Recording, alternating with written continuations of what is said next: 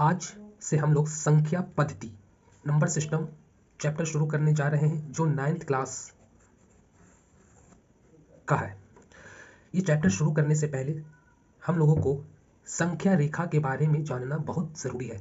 तो संख्या रेखा होता क्या है? संख्या रेखा पर एक नंबर लिखा हुआ है 0, 1, 2, 3, 4। संख्या रेखा के बाएं तरफ -1, -2, -3, -4। आप लोगों ने पिछले क्लास में संख्या रेखा के बारे में आपने पढ़ा होगा। संख्या रेखा के दाएं तरफ बढ़ने पर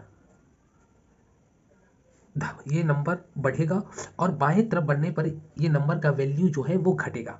दाएं तरफ धनात्मक संख्याएं होती है और बाएं तरफ ऋणात्मक संख्याएं होती है और बीच में 0 होता है। अगर हम आप इसमें से पूछें कि 3 बड़ा है या 1 बड़ा है तो आप लोग आसानी के साथ बता सकते हो कि सर 3 बड़ा है। अब 3 बड़ा क्यों है? क्योंकि नंबर सिस्टम में नंबर लाइन में दाएं तरफ बढ़ने पर नंबर का जो वैल्यू होता है वो बढ़ता है। तो यहाँ पर 1 है और यहाँ पर 3 है तो दाएं तरफ कौन है? 3, तो इसका वैल्यू बड़ा होता है। अब मैं पूछूंगा कि -3 बड़ा है या फिर -1 बड़ा है, तो इसमें आप लोग बताओगे -1 बड़ा है। क्यों? क्योंकि -3 बायां तरफ है और -1 दायां तरफ है, इसलिए इसका वैल्यू -1 का बड़ा है। अब हम लोग नंबर लाइन के बारे में पढ़ चुके हैं। अब आइए हम लोग प्राकृत संख्या नेचुरल नंबर के बारे में पढ़ते हैं। तो प्राकृत संख्या किसे कहते हैं? तो 1 से अनंत तक की गिनती की संख्याओं को प्राकृत संख्या कहते हैं। जो संख्या 1 से हम लोग गिनना शुरू करते हैं, 1 से गिनकर हम अनंत तक जाएंगे, जिसका कोई अंत नहीं हो, उसे हम लोग प्राकृत संख्या कहते हैं। प्राकृत संख्या को इन प्रतीक से प्रकट करते हैं। एग्जाम्पल, प्राकृत संख्या 1, 2, 3, 4, 5, 6, 7, 8 डॉट डॉट डॉट। आप जहां तक गिन सकते हो वो सारा चीज प्राकृत संख्या में ही आता है। हम लोग नंबर लाइन के बारे में पढ़ चुके हैं, प्राकृत संख्या के बारे में पढ़ चुके हैं। अब हम लोग पूर्ण संख्या होल नंबर के बारे में पढ़ेंगे। होल नंबर उसे कहते हैं प्राकृत संख्या के परिवार में शून्य को शामिल करने पर वह पूर्ण संख्या हो जाती है। पूर्ण संख्या को W प्रतीक से प्रकट किया जाता है। जैसे ये प्राकृत संख्या है। प्राकृत संख्या में हम जैसे ही शून्य को शामिल करते हैं तो ये पूरा नंबर पूर्ण संख्या कहलाती है। अब हम लोग पूर्णांक के बारे में जानेंगे, इंटीजर्स के बारे में जानेंगे।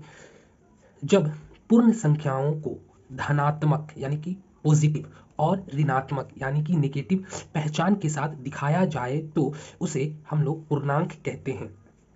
इसे Z प्रतीक से प्रकट किया जाता है। जैसे -5, -4, -3, -2, -1 ये नंबर ऋणात्मक नंबर, नेगेटिव नंबर है। +1, +2, +3, +4 ये नंबर पॉजिटिव नंबर है और पूर्णांक में 0 को भी शामिल किया जाता है, तब जाकर पूर्णांक बनता है। इसका एक और परिभाषा हो सकता है कि पूर्ण संख्याओं में ऋणात्मक संख्याओं को जोड़ते हैं तो वो पूरी संख्या पूर्णांक कहलाता है। जैसे ये यहाँ 0 से 1 अनंत तक ये आपस में पूर्ण संख्या है। जैसे ही इस पूर्ण संख्या में मैंने ऋणात्मक संख्याओं को जोड़ दिया तो ये पूर्णांक कहलाएगा। आइए अब हम लोग परिमेय संख्या के बारे में जानने की कोशिश करेंगे। इससे पहले हम लोग जो प्राकृत संख्या, पूर्ण संख्या और पूर्णांक के बारे में पढ़ चुके हैं उसे एक बार रिकैप करते हैं। प्राकृत संख्या नेचुरल नंबर, गिनती की संख्या को हम लोग प्राकृत संख्या कहते हैं। 1, 2, 3, 4, 5, 6, 7 डॉट डॉट डॉट आप जहां तक गिन सकते हो अनंत तक ये प्राकृत संख्या है। प्राकृत संख्या को n से डिनोट किया जाता है। अब आए हम लोग पूर्ण संख्या के बारे में। प्राकृत संख्या के परिवार में जब हम लोग 0 शून्य को शामिल कर देते हैं तो यह नंबर पूर्ण संख्या कहलाती है। पूर्ण संख्या को W प्रतीक से प्रकट किया जाता है।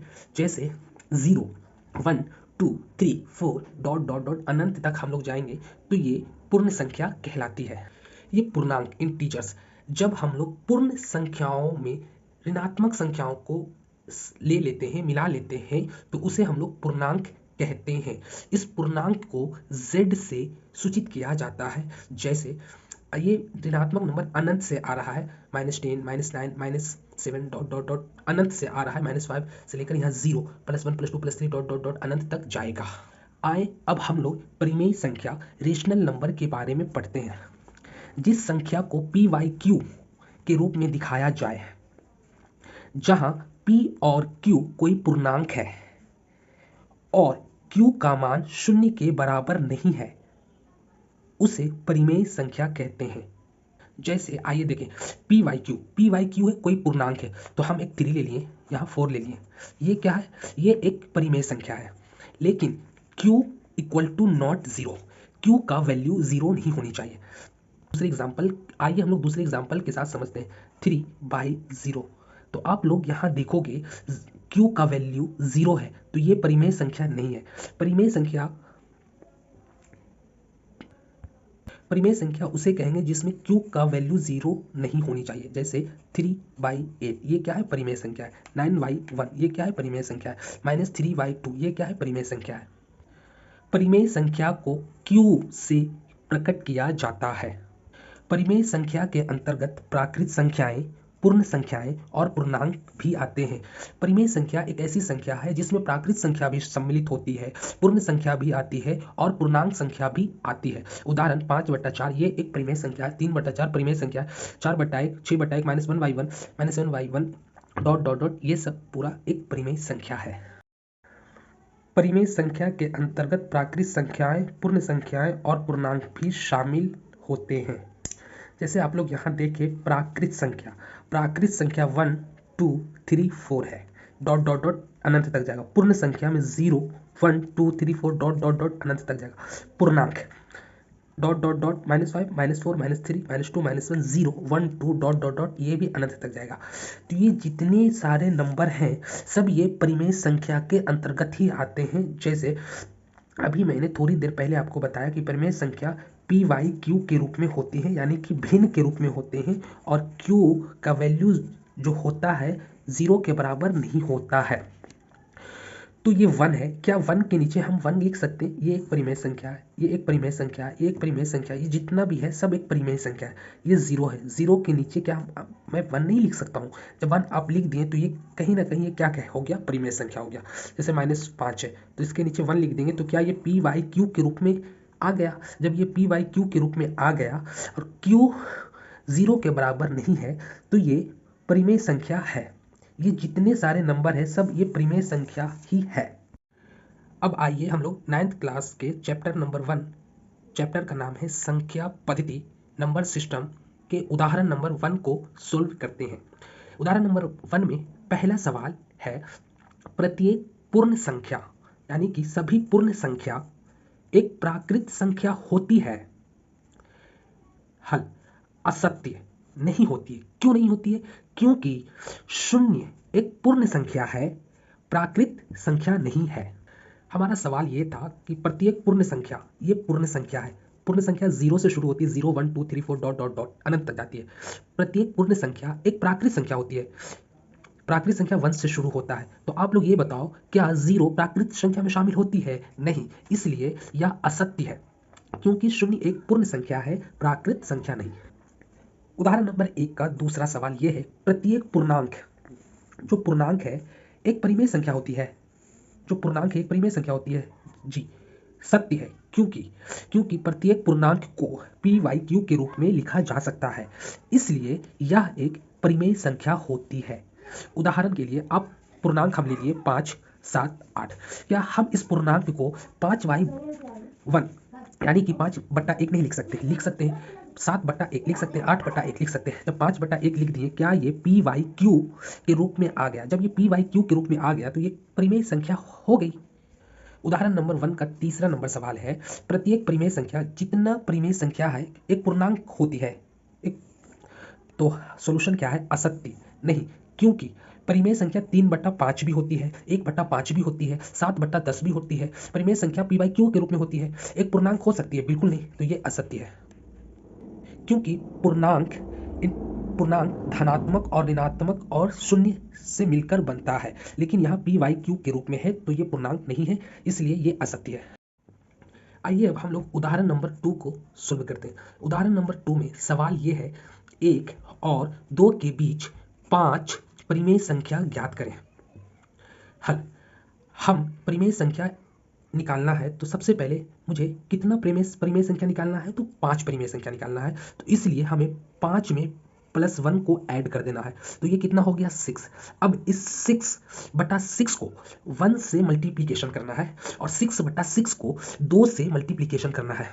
जैसे ही हमने मल्टीप्लीकेशन कर दिया तो कितना आ गया, 6/6 12/6 इतना आ गया। अब इसका एक्चुअल वैल्यू 2 है और इसका एक्चुअल वैल्यू 1 के बराबर है। इतना जब हम लोग लिख दिए तो हम लोग आसानी के साथ 5 परिमेय संख्या ज्ञात कर सकते हैं। 6/6 है तो इसका इस 6/6 और 12/6 के बीच परिमेय संख्या है 7/6, 8/6, 9/6, 10/6, 11/6। अतः 1 और 2 के बीच स्थित परिमेय संख्या है 7/6। अब ये 4/3, अब ये 4/3 कैसे आया, जब हमने इसे काट दिया 2 से तो 4/3 हो गया, इसे 3 से काट दिया तो 3/2 हो गया, इसे 2 से काट दिया 5/3 हो गया और 11/6 हो गया। एक नोट है, किन्हीं दो संख्याओं के बीच अपरिमित रूप से अनेक परिमेय संख्याएं होती है। आइए अब हम लोग प्रश्नावली 1.1 शुरू करते हैं। 1.1 का सवाल नंबर 1 है, क्या 0 एक परिमेय संख्या है? क्या इसे आप पी वाई क्यू के रूप में लिख सकते हैं, जहां p और q पूर्णांक है और q बराबर नहीं है 0? तो हाँ, 0 क्या है, 0 एक परिमेय संख्या है, क्योंकि परिमेय संख्या में हम लोग जानते हैं कि प्राकृत संख्या, पूर्ण संख्या और ऋणात्मक संख्या शामिल होती है। हाँ, 0 को हम पी वाई क्यू के रूप में भी लिख सकते हैं। कैसे? ये 0 है, 0/1 इक्वल टू 0 ही होगा। सॉल्व। 1.1 के सवाल नंबर 2 है, 3 और 4 के बीच 6 परिमेय संख्या ज्ञात कीजिए। तो इसका सॉल्यूशन है, 6 परिमेय संख्या ज्ञात करना है, इसलिए 6 में 1 हम ऐड कर दिए तो हो गया 7। अब इस 3 में 7/7 से गुणा करेंगे और इस 4 में 7/7 से गुणा करेंगे तो ये हो जाएगा 21/7 और 28/7। इसका एक्चुअल वैल्यू 3 के बराबर है और इसका एक्चुअल वैल्यू ये 4 के बराबर है। तो इसके बीच 6 परिमेय संख्या है 22/7, 23/7, 24/7, 25/7, 26/7 और 27/7। 1.1 के सवाल नंबर 3 है, 3/5 और 4/5 के बीच 5 परिमेय संख्या ज्ञात करें। तो हम लोग को 5 परिमेय संख्या ज्ञात करना है, तो 5 में +1 को ऐड कर दिए तो हो गया 6। अब इस 6/6 को 3/5 से गुणा करेंगे। अब 6/6 को अब 4/5 से गुणा करेंगे, क्योंकि 6/6 का वैल्यू 1 के बराबर है। जब हम कोई नंबर को 1 से गुणा करते हैं तो वो नंबर का वैल्यू वही प्राप्त होता है। इसे मल्टीप्लीकेशन किए तो 18/30 और 24/30। अब इसके बीच में हम लोग को 5 परिमेय संख्या निकालना है। तो 5 परिमेय संख्या है 19/30, 20/30, 21/30, 22/30 और 23/30। अतः 3/5 और 4/5 के बीच स्थित परिमेय संख्याएं हैं 19/30, 2/3, 2/3 क्यों हुआ, 0 से 0 यहाँ काट दें, 7/10, 7/10 क्यों हुआ, क्योंकि 3 से हम जब डिवाइड करेंगे तो 7/10 आएगा, 11/15 क्यों, 2 से डिवाइड किए तो इतना आया, 23/30। 1.1 के 4 नंबर सवाल का पहला नंबर सवाल ये है, प्रत्येक प्राकृत संख्या, इसका मतलब ये होता है कि सभी प्राकृत संख्या एक पूर्ण संख्या होती है। सॉल्यूशन, सत्य, क्योंकि पूर्ण संख्या में प्राकृत संख्या सम्मिलित होती है। जी, क्योंकि पूर्ण संख्या का परिभाषा होता है कि प्राकृत संख्या में जब हम 0 को शामिल कर देंगे तो पूर्ण संख्या कहलाती है। इससे ये साबित होता है कि पूर्ण संख्या में प्राकृत संख्या सम्मिलित होती है। सवाल नंबर 4 का 2, प्रत्येक पूर्णांक एक पूर्ण संख्या होती है। सब जितने भी पूर्णांक है क्या पूर्ण संख्या होती है? ये असत्य है, क्योंकि पूर्णांक में पूर्ण संख्या और ऋणात्मक संख्या होती है। पूर्ण संख्या में सिर्फ 0 और प्राकृत संख्या होती है। सवाल नंबर 4 का तीसरा, प्रत्येक परिमेय संख्या, सभी परिमेय संख्या एक पूर्ण संख्या होती है। ये भी असत्य, क्योंकि परिमेय संख्या में पूर्ण संख्या भी होती है, ऋणात्मक संख्या भी होती है, प्राकृत संख्या भी होती है, लेकिन लेकिन परिमेय संख्या पूर्ण संख्या नहीं होती है। आज हम लोग 9th क्लास का चैप्टर नंबर 1 संख्या पद्धति का 1.1 समाप्त कर दिए। नेक्स्ट वीडियो में उदाहरण नंबर 3 से लेकर 1.2 तक हम लोग समाप्त करेंगे। Thank you.